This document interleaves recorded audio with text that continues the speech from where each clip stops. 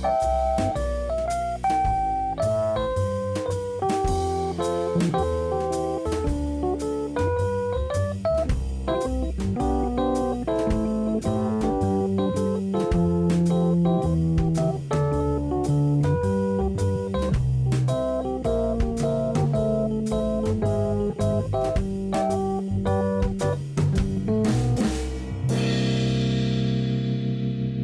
Marino Show. Hello everybody and welcome to The Marino Show. I'm your host, David Marino. Today we are speaking to Megan Gonzalez. She's the editor-in-chief of MyPointTV, a new news media platform here in Austin. MyPointTV is a citizen journalism storytelling site platform.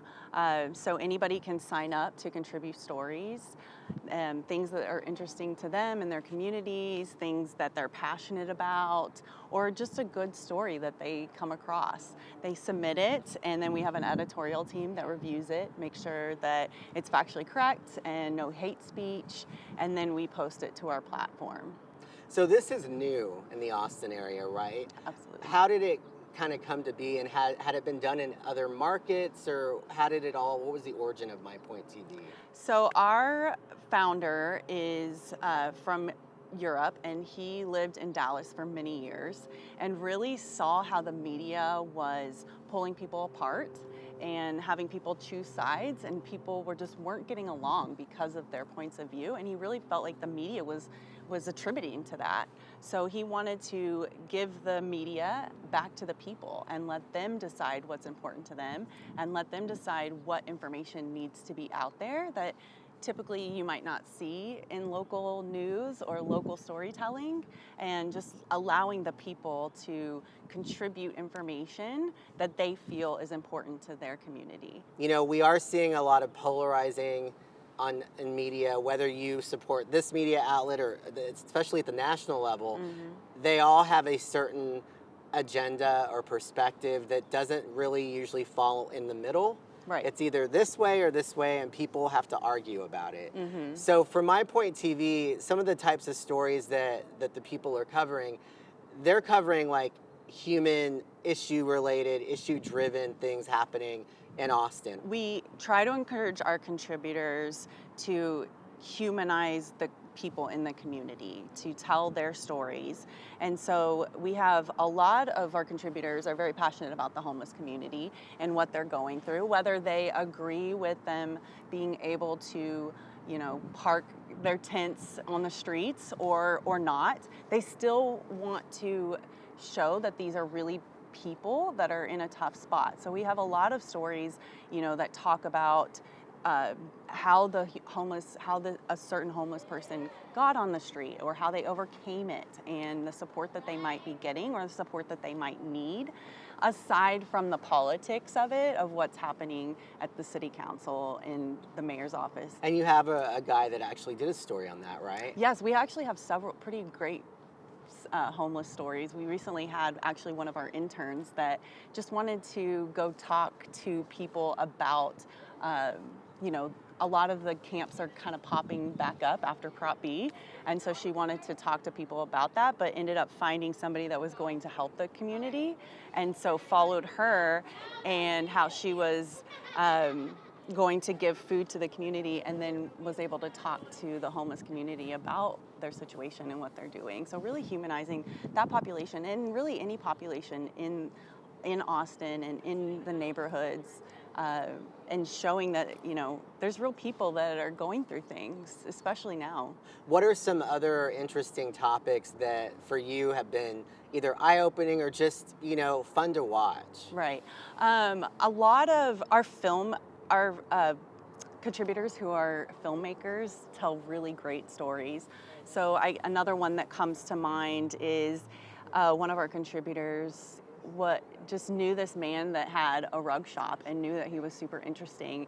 And when he was talking to them, also found out that he is passionate about messaging pigeons. I guess those really exist. I know, right? I didn't know that. So he raises these pigeons, and when he was there just talking to him and, to having him tell his story about, coming to Austin and opening up his shop and selling rugs, that he has this other passion of pigeons. And you have to watch the story, but something pretty traumatic happens to the pigeons while he's there that he got on video. But like I said, those community stories and those people, Austin there's so many different people here, and there's so many great stories out there that you might not see on the news, because it's just like car wrecks and killings and coronavirus. But we have to remember that that there are wonderful people in our community, and they have stories to tell, and that's really what we want to get out there. And I appreciate you doing that, because you, as being somebody that was in the news business, for you being in this position and kind of leading the charge with this new platform, how has it been sort of transitioning to this different way of really storytelling? Because it is storytelling. And I do find with news that, as somebody who is also in the news industry for 16 years, it's a very set, you have your rundown, you have this many minutes to tell something. And what I always found difficult is that you weren't able to tell those human interest, or even like those stories that weren't the car accident, weren't the murders.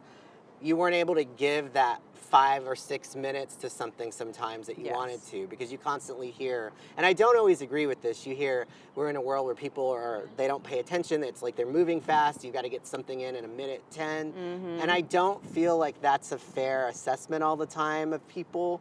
I think if they catch something that they're interested in, you'll capture their attention, like with the stories that you're doing. So for you, what has it been like transitioning to that other kind of platform?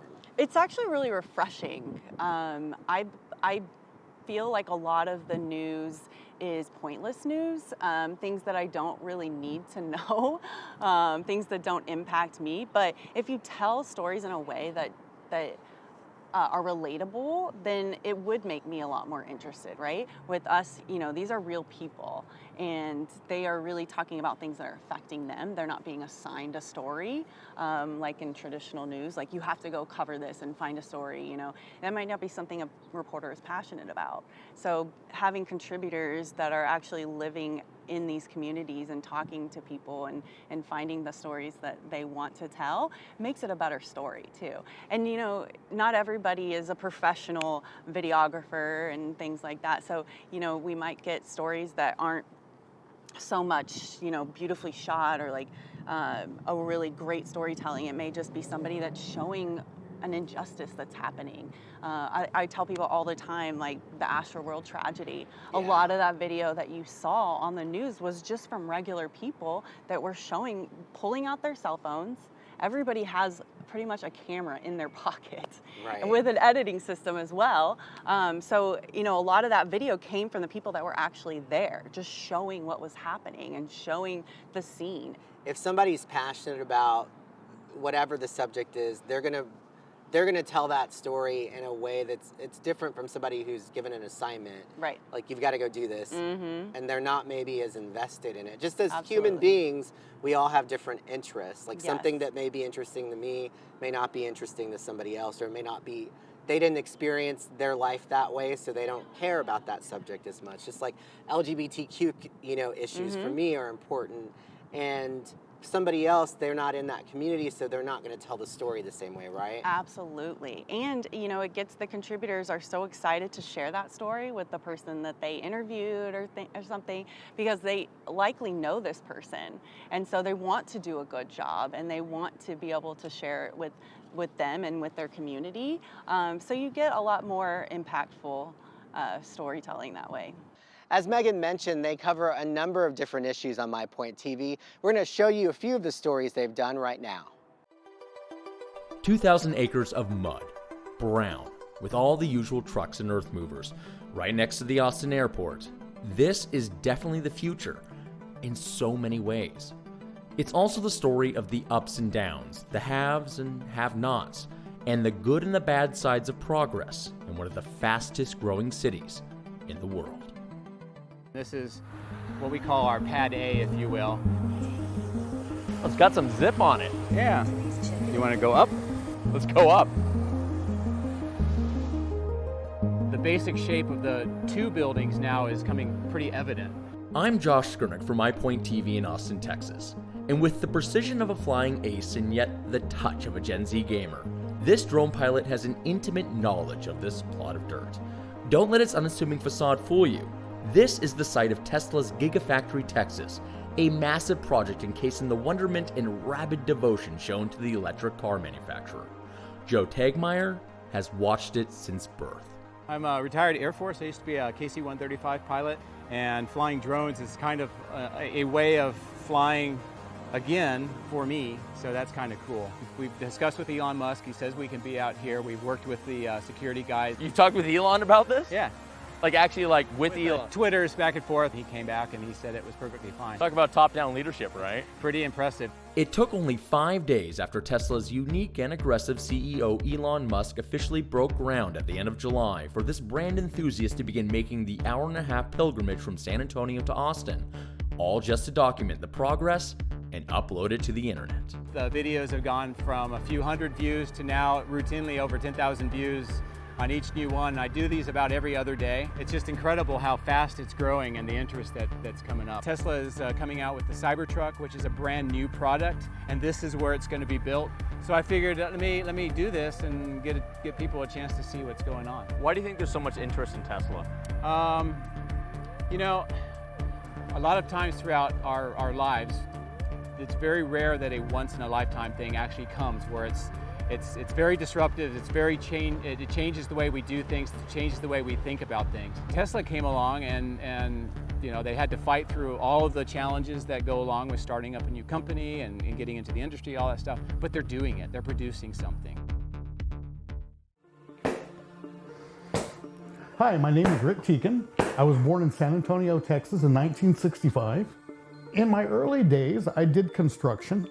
Then I moved on, went to school, tried to pursue my different degrees. I got into nursing for a while and eventually wound up homeless. I've been in the Austin area now for 9 years and have gone from living on the streets to where I am now, thankfully, with the help of a lot of good friends. So this is my spot right here. This is the spot right here where we met. And I would sleep here every night. That way I wasn't getting rained on or snowed on or whatever was happening. And I started my journey at the Walgreens. There was a bench out front, and that's where I sat every day and got to know the whole neighborhood. And I watched the whole neighborhood go by every day. So you just smile to people and people kind of start interacting? And I would talk with them and I would give them positive affirmations as not to be a pariah. You know, wow, this guy really speaks well. And I wanted people to know that about me, that I had some sort of intelligence. You are intelligent. Well, I try. Within about the first 3 months that I was here, I noticed that I had, from a pair of shoes that I was starting to get a sore on my big toe on my left leg. And I got a infection called osteomyelitis. It's a bone infection. It's very invasive. Once you get it, you're gonna lose something. I lost the toe, I lost the leg, and that was the start of my amputations, and that was due to not taking care of myself and diabetes. About 4 years ago, I had 2 strokes, back to back. That changed my life. I was decapacitated to the point to where I wasn't moving around very well. I gave up my legs for a while because I just couldn't use them. I wasn't strong enough anymore. And that's when I found sobriety. That's when I first found some peace in my life. Continuing to get to know people and telling them, you know, what it's like being out on the streets. After years of threats, Russian President Vladimir Putin ordered an assault on the independent country of Ukraine this week. It's madness. It's complete madness. On multiple fronts, Russian troops advanced into Ukraine, including in the southern city of Kherson. That's where Alla's family currently lives. They're hearing a lot of explosions, and they've seen some tanks, and they've seen some some horrible things. I also have family in Kiev. They are right now at bomb shelter in a subway station. Stand with Ukraine! Ukraine is Europe! Alla and other Ukrainian natives living in Texas rallied at the Texas state capitol in Austin to call for more action. One other protester, Mariana, says her family is about an hour away from the capital city of Kiev, but it's little relief as Russian troops continue to advance. Russian military is pushing and breaking the border and occupying cities as we speak right now, so I'm very worried about my family, but the situation is they're not safe where they are, but they cannot move because it's even less safe. While the Kremlin's invasion of Ukraine is a wake-up call to many Westerners, native Ukrainians say there's a deep sense of disappointment since they've been calling for help for many years now. I am feeling frustrated, I am feeling sad, I am feeling angry, but I'm not feeling surprised with what's happening because Ukrainians saw it coming, but the world didn't hear us. And even as the White House and other global leaders roll out historically harsh sanctions, some fear they may be too little, too late. Well, Megan, tell me about the video comments that you have on your website.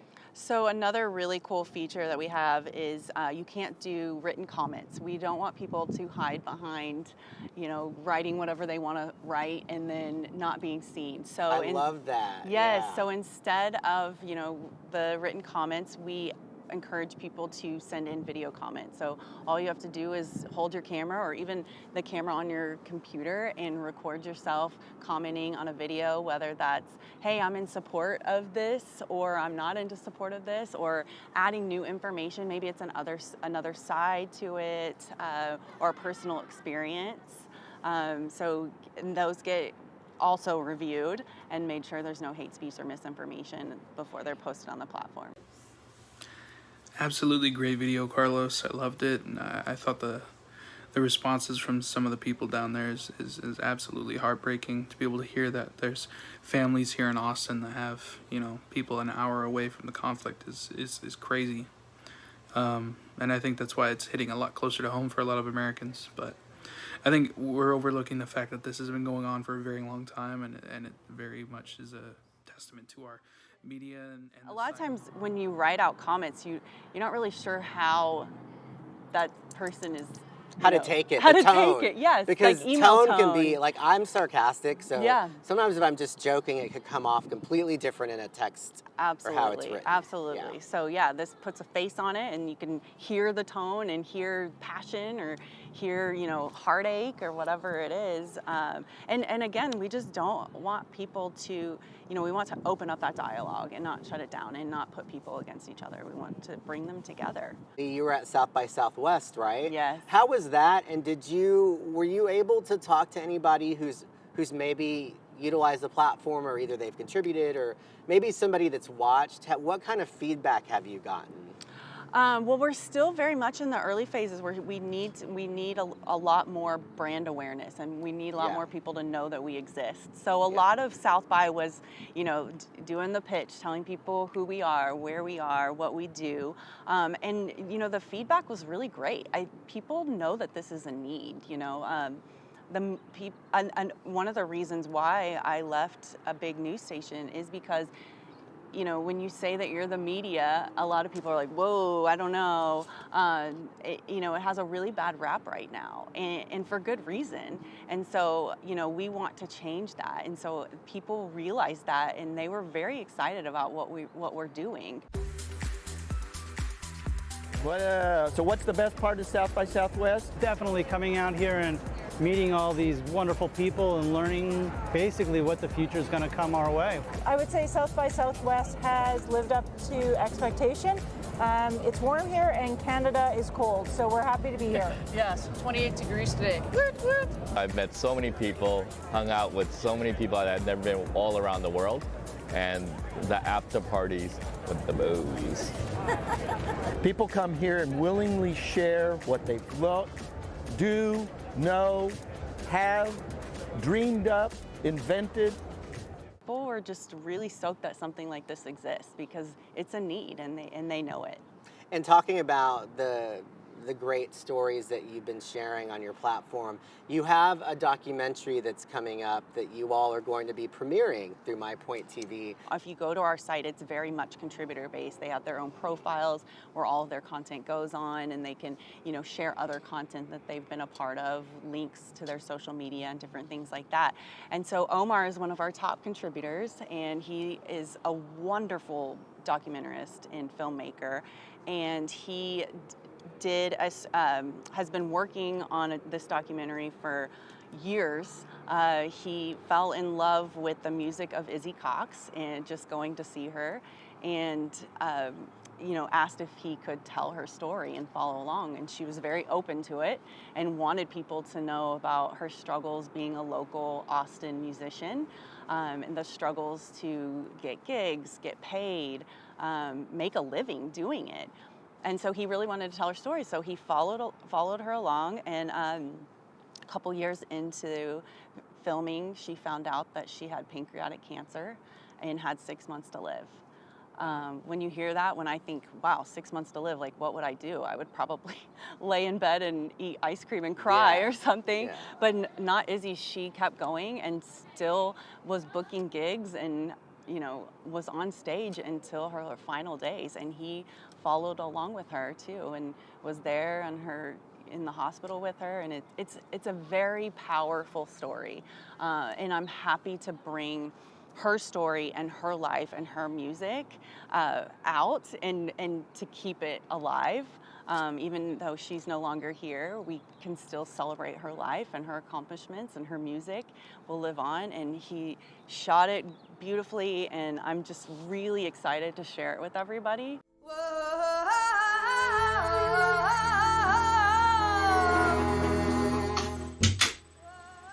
Hi. My name is Miss Izzy Cox. I woke up this morning with a thought in my head.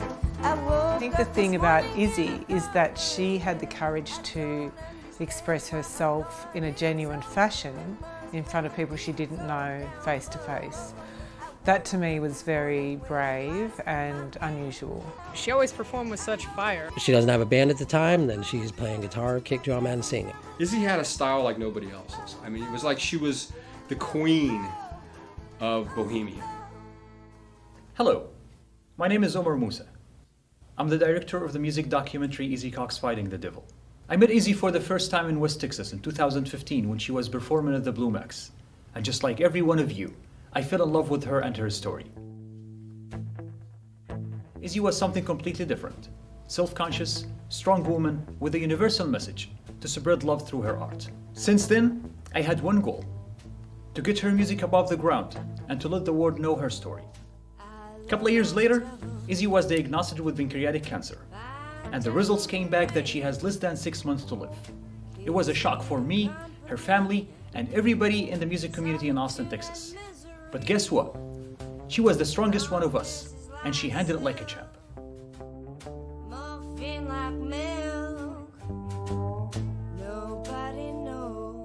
He came to me and said, hey, I've been working on this.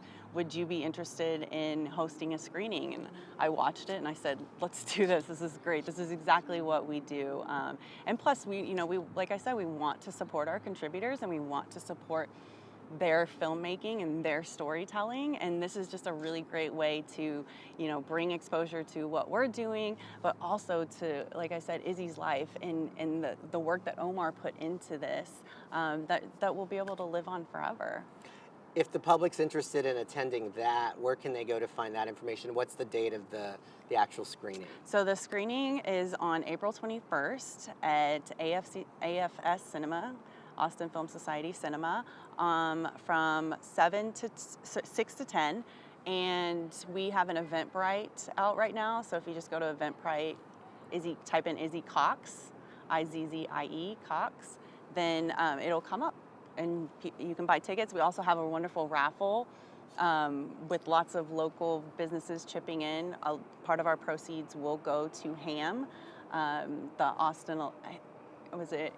They provide insurance But and health insurance for musicians, right? Yes, and they actually helped Izzy Cox through her treatment. Yeah. So the money that we make from that part of the proceeds will go And to HAM's them a as great well. organization because living in the Austin area and as expensive as it is, especially for artists, musicians, literal creatives. Yes. It's hard to make a living in this town, and this not helps. Health insurance too. Right. Like, I mean, they're pretty much freelancers and owning their own businesses kind of, so they don't get health insurance. Yeah. And so HAM steps in and helps them with health insurance and paying for health bills. And I know they were a big part of helping Izzy. Yeah. So we want to give back in her name as well. I look forward to seeing that.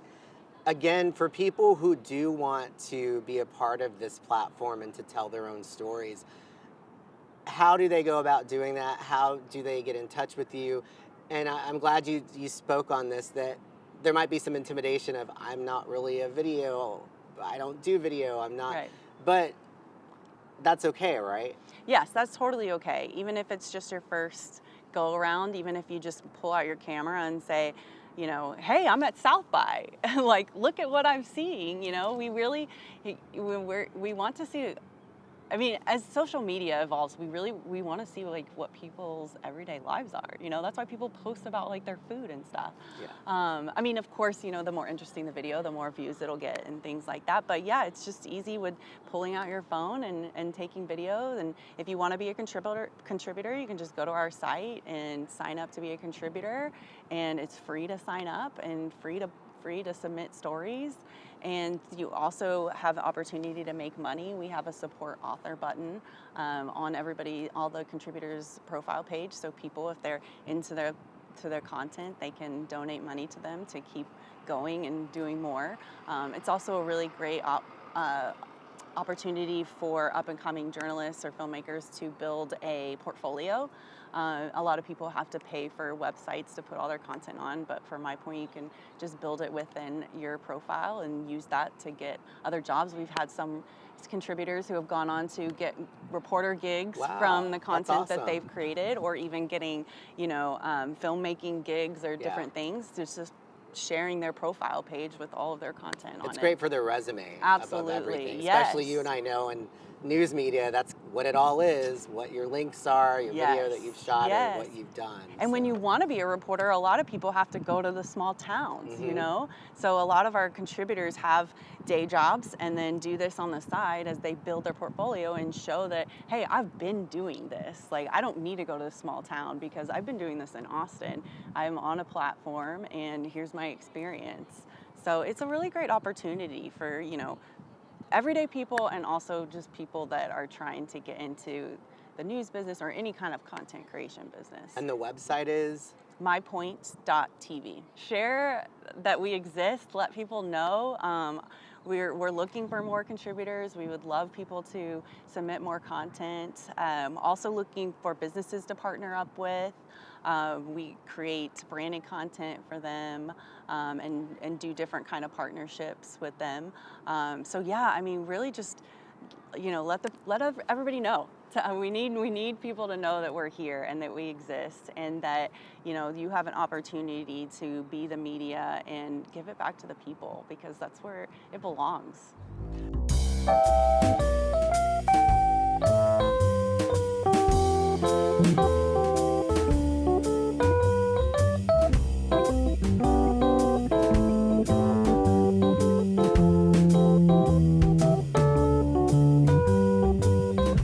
For more information on MyPoint TV, you can find them online at mypoint.tv. We'll see you next time on The Marino Show. The Marino Show.